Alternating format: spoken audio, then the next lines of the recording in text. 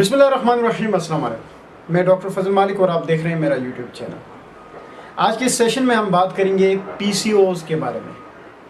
PCOS stands for polycystic ovaries. इसको polycystic ovarian disease भी कहा जाता है। इस वीडियो के अंदर हम ये समझने की कोशिश करेंगे कि पॉलीसिस्टिक ओवरियन डिजीज़ होती क्या है, इसकी वजूहात क्या हो सकते हैं, इसके अलामात क्या कुछ हो सकते हैं, और हम आखिर में बात करेंगे कि इसको मैनेज कैसे किया जाता है। पीसीओज, पॉलीसिस्टिक ओवरियन डिजीज, एक एंडोक्राइनोलॉजिकल डिसऑर्डर है जो कि बहुत ही कॉमन है। 10 फीमेल में से ऑलमोस्ट 2 to 3 फीमेल जो है वो सफ़र कर रही होती है इस कंडीशन से। ये एक ऐसा डिसऑर्डर है जो कि हार्मोनल इम्बैलेंस की वजह से किसी फीमेल के अंदर डेवलप होता है। यंग फीमेल्स में बहुत ज़्यादा कॉमन है ये कंडीशन। जैसे कि मैंने पहले भी कहा कि अगर 10 लड़कियां हैं तो उनमें से कम 2 से 3 लड़कियां लाजमी है कि पीसीओएस से वो सफ़र कर रही हो। मैंने कहा कि ये एक ऐसी कंडीशन है जिसमें हार्मोनल इम्बैलेंस हो जाता है। अब कौन से ऐसे हार्मोन्स हैं जिनकी इम्बैलेंस से ये कंडीशन एक फीमेल के अंदर, एक लड़की के अंदर डेवलप होती है? उसमें सबसे पहले है एफएसएच, जिसको हम फॉलिकल स्टिमुलेटिंग हार्मोन कहते हैं। दूसरा है एलएच, जिसको हम ल्यूटिनाइजिंग हार्मोन कहते हैं। तीसरा है टेस्टोस्टेरोन और चौथा है इंसुलिन। इन हार्मोन्स के इम्बैलेंस की वजह से पॉलीसिस्टिक ओवरियन डिजीज एक फीमेल के अंदर डेवलप हो जाती है। अब ये जानना भी ज़रूरी है कि ये जो हार्मोन्स मैंने नाम बताए हैं, क्या वो हार्मोन्स के ज़्यादा होने से कंडीशन डेवलप होती है या कम होने से? तो याद रहे कि इन हार्मोन्स के ज़्यादा होना या कम होना, ये दोनों शराइत लाजमी है। ज़्यादा भी हो तब भी पॉलीसिस्टिक ओवरियन डिजीज़ हो सकता है, कम हो तब भी पॉलीसिस्टिक ओवरियन डिजीज़ हो सकता है। लाजमी नहीं है कि ज़्यादा होगा तभी पॉलीसिस्टिक ओवरियन डिजीज़ होगा या कम होगा तभी पॉलीसिस्टिक ओवरियन डिजीज़ होगा। दोनों कंडीशंस, दोनों सूरत हाल हो सकती है।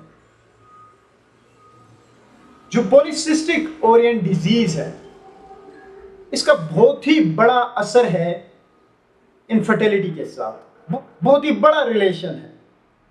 फीमेल्स अगर कोई सफर करे, कोई लड़की इस कंडीशन से सफर कर रही है, इस डिसऑर्डर से मुब्तला है, तो ये देखा गया है कि उनको कंसीव करने में बड़ी मुश्किलात का सामना करना पड़ता है। एक बात ये कॉमन है, ये फैलाई गई है कि पॉलीसिस्टिक ओवरियन डिजीज उस कंडीशन को कहा जाता है जिसमें जो ओवरीज है, यानी जो अंडादानी है, उसके अंदर सिस्ट बन जाते हैं, यानी फोड़े बन जाते हैं। एक हद तक ये बात गलत भी नहीं है, लेकिन सिर्फ ये कहना कि अंडादानी यानी ओवरीज के अंदर सिस्ट का बनना, फोड़े का बनना, हम उसको पॉलीसिस्टिक ओवरियन डिजीज कहते हैं, ये बात भी गलत है। मैंने जैसे पहले भी कहा कि हार्मोनल इम्बैलेंस जब होता है तब एक कंडीशन डेवलप होती है। तो जाहिर सी बात है इसमें ओवरीज के अंदर सिस्ट भी डेवलप हो सकते हैं, लेकिन सिर्फ सिस्ट का डेवलप होगी तो तब हम उसको पॉलीसिस्टिक ओवरियन डिजीज कहेंगे। अगर सिस्ट डेवलप नहीं होती है, बेशक हार्मोनल इम्बैलेंस हो, तब हम उसको पॉलीसिस्टिक ओवरियन डिजीज नहीं कहेंगे। यह बात गलत है।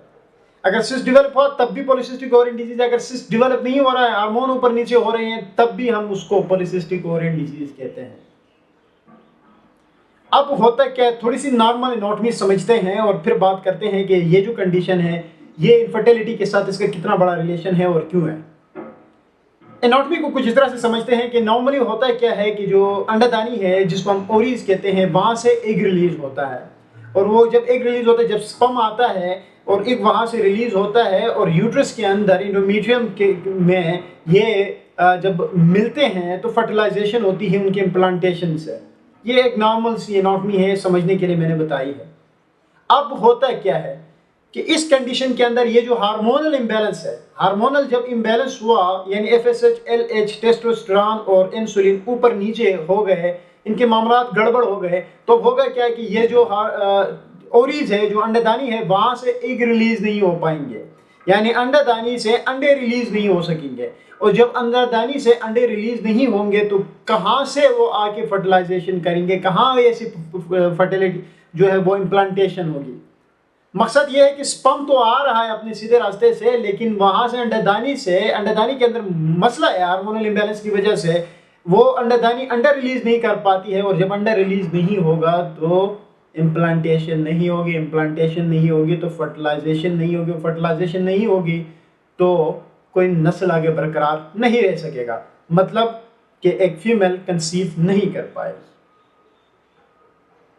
अब ये जानने की कोशिश करते हैं कि क्या वजूहात है, पीसीओएस की वजह क्या है, ये क्यों इतनी कॉमन है, 10 में से 3 से 4, 2 से 3 लड़कियों में ये इतनी कॉमन है, तो वजह क्या है? तो सबसे बड़ी वजह देखी गई है फैमिली हिस्ट्री, जेनेटिक प्रॉब्लम, कि अगर एक लड़की पीसीओएस से सफर कर रही है, यानी पॉलीसिस्टिक ओवरियन डिजीज से सफर कर रही है, तो ये देखा गया है कि लाजमी है कि उसकी फैमिली में, उसके खानदान में भी पहले किसी को इस तरह की कंडीशन हुई हो। बहुत ज्यादा कॉमन ये देखा गया है कि अगर एक लड़की पीसीओएस पे मुब्तला है, यानी उसको एक कंडीशन डेवलप हुई है, तो ये देखा गया है कि उसके खानदान में किसी को, माँ बहन या कोई भी रिश्तेदार जो है, खानदान जो है उनका जेनेटिकली, उसमें भी इस तरह की कंडीशन डेवलप हुई होगी। पहली वजह ये देखी गई। दूसरी वजह देखी गई है अनहेल्दी डाइट, कि आजकल की जो लड़कियां हैं, जो लेडीज है, वो डाइट को सही तरह से फॉलो नहीं करें। डाइट से मुराद ये है कि उनकी जो रोजमर्रा की खुराक है वो उस मियार की नहीं है जो जिससे वो कंसीव कर सके। कहने का मकसद ये है कि वो जंक फूड का इस्तेमाल कर रही है। जंक फूड से मुराद ये है कि पिज़्ज़ा, बर्गर वगैरह जब आजकल बहुत ज़्यादा कॉमन है, तो उसके इस्तेमाल की वजह से डाइट जो है वो सारा बिगड़ जाता है। तो दूसरी रीज़न जो है वो अनहेल्दी डाइट है। और तीसरी जो रीज़न है वो है एक्सरसाइज, लैक ऑफ एक्सरसाइज, कि आजकल एक्सरसाइज ना होना, वर्जिश का ना करना। देखिए, एक माइंडसेट बना हुआ है कि अगर कोई लड़की मोटी है, यानी मतलब ये कि वो ओबीज है, तभी एक्सरसाइज करनी चाहिए उसको, वरना एक्सरसाइज की क्या ज़रूरत है। नहीं, हेल्दी रहने के लिए एक थिन लड़की या लड़के को भी एक्सरसाइज की नीड होती है। तो जो लैक ऑफ एक्सरसाइज है वो भी एक रीज़न है फीमेल्स के अंदर पीसीओएस का। ये 2 से 3 वजूहात है पीसीओएस का। काजेज के बाद हम ये जानने की कोशिश करते हैं कि इसके सिम्टम्स क्या है, यानी अलामात क्या है। अगर एक फीमेल सफ़र करेगी इस कंडीशन से तो उसमें क्या क्या अलामात दिखेंगी। तो सबसे पहली जो अलामत है वो है irregular menstrual cycle. Irregular menstrual cycle से मुराद ये है कि जो फीमेल, जो लड़की जिसको पीरियड्स आ रहे हैं वो रेगुलर नहीं आ रहे, वो ठीक तरह से नहीं आ रहे। देखें, नॉर्मली होता क्या है कि एक हेल्दी फीमेल जो कि कंसीव इजीली कर रही हो, उसके अंदर 28 डेज का साइकिल होता है, सम टाइम 30 डेज का भी हो सकता है, और कुछ एक फीमेल्स के अंदर 32 डेज तक का भी हो सकता है। हम उसको रेगुलर साइकिल कहते हैं, रेगुलर मेंस्ट्रुअल साइकिल कहते हैं। अब इरेगुलर से मुराद ये है कि अगर कोई ऐसी फीमेल है जिसमें 5 से 10 दिन वो अर्ली उसको पीरियड आते हैं, मतलब नॉर्मल से 28 दिन से पहले उसको पीरियड्स आने लगते हैं, या 5 से 10 दिन उसको लेट पीरियड आते हैं, मतलब जितना टाइम है नॉर्मल उससे बहुत लेट आते हैं, तो हम उसको कहते हैं इरेगुलर मेंस्ट्रुअल साइकिल। तो अब इस इरेगुलर मेंस्ट्रुअल साइकिल का होना ये भी एक बहुत बड़ी सिम्टम है, बहुत बड़ा अलामत है पीसीओएस का। तो ये पहली अलामत है। दूसरी है हिर्सुटिज्म। हिर्सुटिज्म से मुराद ये है कि चेहरे के ऊपर बाल का उगना। अमूमन ये देखा गया है कि फीमेल्स के अंदर जो है, फीमेल्स के फेस के ऊपर बाल नहीं होते हैं, लेकिन इस कंडीशन में फीमेल के फेस के ऊपर बाल आ जाते हैं। तीसरी अलामत है एक्नी, दानों का बहुत ज्यादा निकलना। चौथी अलामत है ओबेसिटी। अगर कोई फीमेल पीसीओएस से सफर कर रही है तो लाजमी है कि वो ओबीज होगी, वो मोटी होगी। ये सारी अलामत। अब यहाँ पे एक और गलतफहमी के शिकार है लोग, वो ये समझते हैं कि अगर कोई फीमेल ओबीज नहीं है, अगर कोई फीमेल के चेहरे के ऊपर बाल नहीं है, अगर किसी फीमेल के चेहरे के ऊपर कोई एक्नी नहीं है, तो इसका मतलब ये है कि उसको पीसीओएस नहीं है। ऐसा नहीं, एक अलामत का होना ही काफ़ी है। मतलब अगर एक फीमेल के चेहरे के ऊपर बाल नहीं आ रहे हैं, एक फीमेल के चेहरे के ऊपर एक्नीज नहीं है, एक फीमेल ओबीज नहीं है, लेकिन उसको पीरियड्स इरेगुलर है, और जब हमने उसको इन्वेस्टिगेट किया और जब हमने उसके अल्ट्रासाउंड वगैरह किए और हमें पता चला कि वो सफ़र कर रही है पीसीओएस से, तो ये बात लाजमी नहीं है कि जितने अलामात मैंने बताए हैं वो सारे अलामात किसी फीमेल के अंदर हो तब हम उसको पीसीओएस कहेंगे। नहीं, एक अलामत हो तब भी वो पीसीओएस हो सकती है, तो इसलिए उसको प्रॉपरली इन्वेस्टिगेट करना चाहिए। ये सारे इसके थे साइन एंड सिम्टम्स।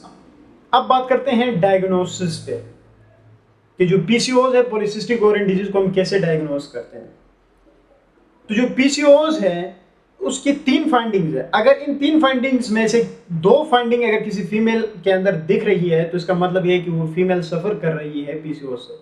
पहली फाइंडिंग है हाई लेवल ऑफ एंड्रोजन्स, कि जो एंड्रोजन्स है वो नॉर्मल लेवल से बहुत ज्यादा है, ये पहली फाइंडिंग है। दूसरी फाइंडिंग है एनोवुलेशन, कि अगर एक फीमेल, एक लड़की कंसीव नहीं कर पा रही है या बार बार उसके अबॉर्शंस हो रहे हैं, सही तरह से वो कंसीव नहीं कर पा रही है, तो ये दूसरी फाइंडिंग है। तीसरी फाइंडिंग है ओवरियन सिस्ट। ओवरियन सिस्ट मुराद ये है कि हम अल्ट्रासाउंड करेंगे और अल्ट्रासाउंड के ऊपर जब हम अल्ट्रासाउंड करके देखेंगे तो हमें छोटे छोटे सिस्ट फोड़े नजर आएंगे अंडदानी के अंदर। तो ये 3 फाइंडिंग्स है। इन 3 में से अगर 2 फाइंडिंग्स किसी फीमेल के अंदर दिखी तो इसका मतलब ये होगा कि वो फीमेल सफर कर रही है पॉलीसिस्टिक ओवरियन डिजीज। अब डायग्नोसिस के बाद हम बात करते हैं इसकी मैनेजमेंट के ऊपर। मैनेजमेंट क्या हो सकती है?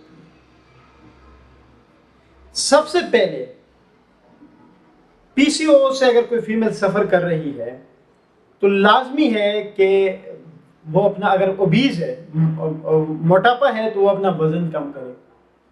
अगर उसके जो लाइफस्टाइल है उसमें एक्सरसाइज नहीं है तो वो ज़्यादा से ज़्यादा एक्सरसाइज करे और अपनी डाइट को ठीक करे। देखिए, ये मेरे नज़दीक एज अ डॉक्टर ये 3 ट्रीटमेंट ऑप्शन सबसे बेहतरीन ऑप्शन हैं पीसीओस के लिए।